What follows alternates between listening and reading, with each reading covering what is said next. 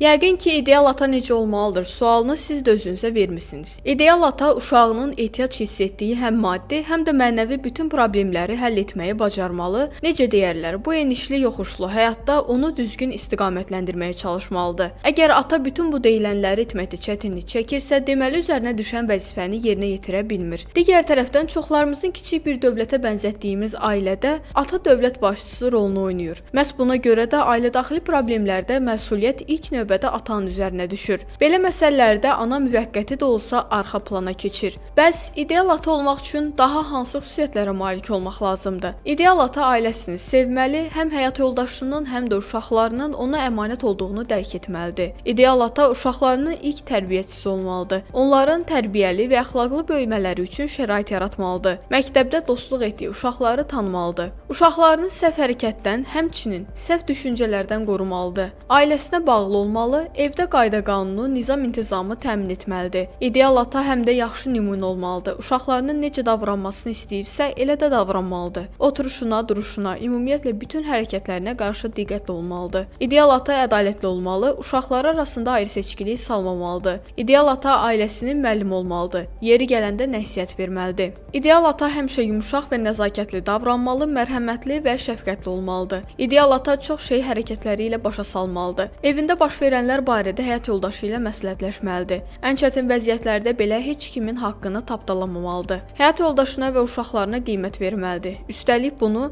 öz hərəkətlərində də hiss etdirməlidir. Lazım gələndə onları cəzalandırmalı, ancaq mükafatlandırmağı da unutmamalıdır. Uşaqları ilə bağlı xoşagəlməz bir şey eşitdikdə araşdırmadan, öyrənmədən hökm verməməlidir. İdeal ata uşaqlarını gələcəyə hazırlamalıdır.